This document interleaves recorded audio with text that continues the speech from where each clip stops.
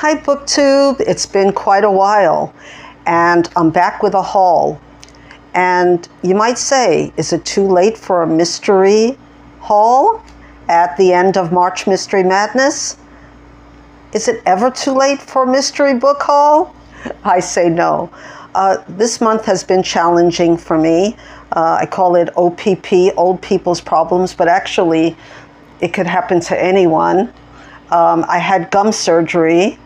I fell over my own feet and other assorted events that insurance company stuff, you name it. So I've been a little derelict in my duties as a March Mystery Madness host, but I've been watching a lot of BookTube as I do, or as I'm wont to do. And I've got a lot of recommendations, and I've been reading. I've been DNFing a lot of books too, so I had to go to the library and pick out more books because some of the books that I had put on my TBR were just not for me. And with all this stuff happening, I did manage to finish some books, but I got some recommendations, so let's get at the haul. The first book is a Ruth Rendell book. Let me just say that this, we're having the messy, gritty, lather, rinse, and repeat as the prompts for this year's March Mystery Madness. And my haul is more of the grittier, messier side of the mystery genre. They're not too dark, but some of them are darker than others. So if you like that, I do have one cozy, so stick around to the end for that one. The first book I want to talk about, I'm already, 3/4 of the way finished, and it's called Shake Hands Forever by Ruth Rendell. I call her Rendell, but a lot of people say Rendell. So I like Rendell, so I'll keep on with Rendell. And this book is really fun. It's a Lieutenant, is he a lieutenant? Inspector Wexford. He's part of the Inspector Wexford series, and I really, really like him. He doesn't have like one of those themes where he's a poet or, like I think it's Dalglish is a poet, he's just a happily married man. Except in this book, he kind of goes a little off his marriage. Not totally, but we're never sure, and I'm not sure because I haven't reached the end of it yet. But I really enjoyed so far what I'm reading, not only about the mystery itself, which has to deal with a woman, so-called happily married woman, a second wife who is found murdered. And it's, Wexford is trying to find out who he feels he knows who did it, but he can't prove it. And it's driving him just wild. And I really enjoy, there's a lot of London in this book, the tube stations. And if you really like London, I think you'll enjoy this book just for the atmosphere of it. And so far the mystery is pretty good too, and the side, with Wexford, it's just delightful. So I'm enjoying this. I hope it'll be a 5-star, depending on the ending. So that's Shake Hands Forever. I had to stop and get my glasses. That's the third thing that happened, was that I started banging on something, and I didn't know my glasses was under it. So if it's a little crooked, that's the reason. The second book I want to talk about is also a Ruth Rendell mystery, a little darker than the first one. It's The Babes in the Wood, and it's also an Inspector Wexford mystery. And the premise on this one is that 2 teenagers and their babysitter go missing, and Wexford has to figure it out. This one was written in 2003, and local teenagers and their babysitter.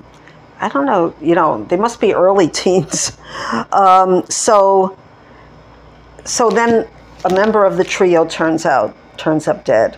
And of course, Wexford has to solve it. So, the premise is a little dark, a little messy. So I put this in the grittier side. The next one is an old favorite of mine, Sue Grafton. And this is her X. You know, she only got up to Y. And I stopped reading, I think, around P. You know, she went through the 26 letters of the alphabet, but she passed away before she can do Z. And I really enjoyed her books. I don't know when I stopped, like I said, because some of the, I was getting bored with the series, and now I want to finish it. And this says that it's one of the grittier mysteries of her, it's about a serial killer. So it says X, the number 10, an unknown quality, a mistake, a cross, a kiss. X marks the spot. So, you know, anytime you talk about serial killers, even with a Sue Grafton, which is more of a, you know, private detective, you know, it's kind of cozy in some ways, a lot of her books. They're not that gritty, but this one says it's one of her grittier ones. So have you read X? I'm going to read it.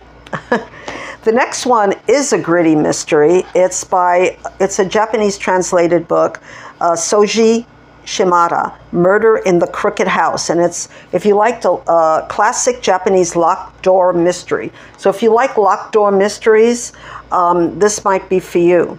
So it says here, he's the author of the Tokyo Zodiac Murders.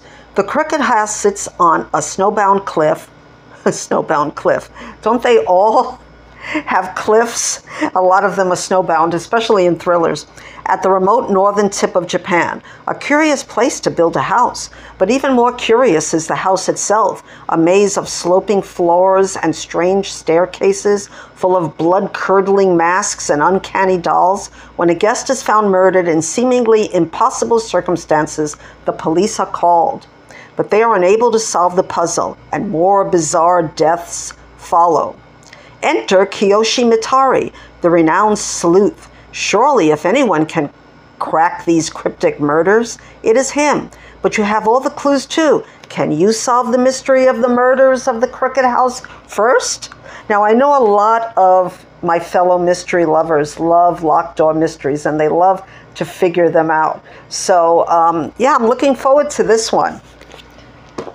The next one is very interesting because I thought that this was, you know, this is by Dorothy Gilman, the Mrs. Polafax series, which is sort of a cozy old lady becomes spy kind of mystery. I haven't really read the Mrs. Polafax mysteries, but this one is not one of the Mrs. Polafax's mysteries. This is, it looks like a standalone. And I heard about it on BookTube. And a lot of people said, oh, this is not so good. It's kind of dark. And I said, well, that might be for me. So it also has the enemy agents. I'm forced to tell you, they will be enemy agents. With a broken marriage and a nervous breakdown barely behind her, Melissa sails for Europe reluctantly and absolutely on her own when a strange traveler urgently asks her to deliver a book to a secret address. Now, would you do that? Don't do that. She agrees, apprehensively, much against her better judgment. Actually, she's half hoping she'll forget the entire unsettling incident and will find the book still packed away when she finally returns home. But Melissa is unable to completely dismiss the episode. She realized she's been followed to Copenhagen, Paris, and even into Mallorca, where she's to deliver the package. Should she be so uncharacteristically bold? I don't know. This sounds like fun to me.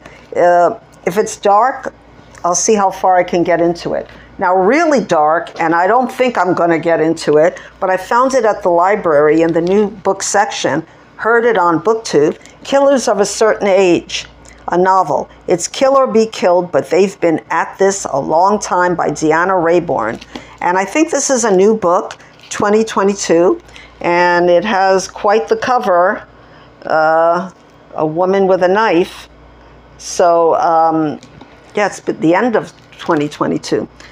So older women often feel invisible, but sometimes that's their secret weapon. Yay, I love that. They spent their lives as the deadliest assassins in a clandestine international organization.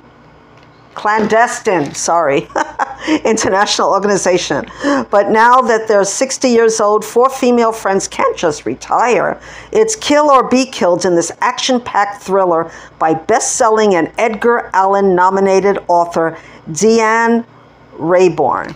So I'm sure you've heard of this somewhere on BookTube if you're at all into mysteries, and I haven't read anything by this author. It's more of a thriller. So it says that Billy, Mary, Alice, Helen, and Natalie have worked for the museum, an elite network of assassins, for 40 years. Now their talents are considered old school, and no one appreciates what they have to offer in an age that relies more on technology than people skills. So it does sound like fun. This is not really my cup of tea, but I'm going to try to see how I get along with it. And last, if you're sticking around, is my another new book that I picked up at the library that I heard about on BookTube, and it's not gritty. I don't think it's gritty, but it's maybe on the darker side of cozy, and it's an Electra McDonald novel, The Key to Deceit by Ashely Weaver, and I just couldn't resist with the cover. It's just a beautiful cover. And so, London, 1940. I was already hooked by that. After years of stealing from the rich and giving to the poor, well, to themselves anyway, Ellie McDonald and her family have turned over a new leaf as they help the government's war effort. It's true that the straight-laced Major Ramsey didn't give them much choice, but still, Ellie must admit she didn't mind breaking and entering as much as she might have thought. What she does mind is the challenge of unlocking an impossible code and the adrenaline rush that comes from being somewhere she shouldn't. So this sounds really good. It says it's an engaging new series that sparkles, has a lot of good reviews, and it's also it might be second in a series because it says a peculiar combination. It has a lot of reviews for that, which might be her first book. So have you read any Ashely Weaver? This sounds interesting. It sounds a little cozy, but I can get along with cozy. Well, that's all I have for my this mystery book haul. I'm going to ask you if you would please like and subscribe and comment. I really enjoy hearing from you. I like to make comments on other booktubers channels, and I love when people reciprocate and say something on my channel. And please like, because I heard that does something to the algorithm, you know, whatever that is. No, just kidding. Anyway, until we meet again in another video, and I do have some more mystery videos as well as other books that I've been reading this month to talk about. So please have a safe and happy and healthy rest of March, and I will see you soon. Aloha!